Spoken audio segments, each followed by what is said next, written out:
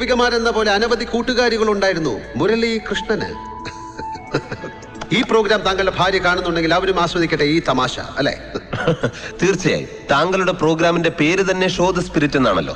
എല്ലാം സ്പോർട്ടീവ് സ്പിരിറ്റിൽ എടുക്കാൻ അവൾക്ക് കഴിയും. അതാണ് ഒരർത്ഥത്തിൽ എന്റെ ഉയർച്ചയുടെ രഹസ്യവും. ഗുഡ്. ഉയർച്ച എന്നൊരു വാക്ക് താങ്കൾ ഉപയോഗിച്ചു. അതിനോട് ചേർന്ന് തന്നെ ചോദിക്കട്ടെ, എന്താണ് താങ്കൾ ഉദ്ദേശിക്കുന്ന ഉയർച്ച? ആദ്യത്തെ ഊഴത്തിൽ തന്നെ MLA ആയി, അപ്രതീക്ഷിതമായ മന്ത്രി പദവി, അതും ടൂറിസവും സാംസ്കാരികവും. ഈ സ്ഥാനമാനങ്ങൾ ലക്ഷ്യം വെച്ച് നടത്തിയ യാത്ര ഫലപ്രാപ്തിയിലെത്തി എന്നതാണോ ഉയർച്ച കൊണ്ടുദ്ദേശിക്കുന്നത്? അല്ലല്ല, അങ്ങനെയല്ല. ഒരു പൊതുപ്രവർത്തകൻ എന്ന നിലയിൽ താങ്കൾ പറഞ്ഞ പോലെ വിദ്യാർത്ഥി രാഷ്ട്രീയത്തിൽ തുടങ്ങി ഇപ്പോൾ ഈ നിമിഷം താങ്കളുടെ മുന്നിലിരിക്കുന്നതുവരെയുള്ള യാത്രയിൽ ഞാൻ പാലിച്ച സംശുദ്ധത, അതിനെയാണ് ഒരു വ്യക്തി എന്ന നിലയിൽ ഞാൻ ഉയർച്ച എന്ന് വിശേഷിപ്പിക്കുന്നത്. അതിനുള്ള ആ സംശുദ്ധമായ കർമ്മപദത്തിലെ യാത്രയ്ക്ക് കിട്ടിയ അംഗീകാരങ്ങൾ മാത്രമാണ് ഈ സ്ഥാനലബ്ധി.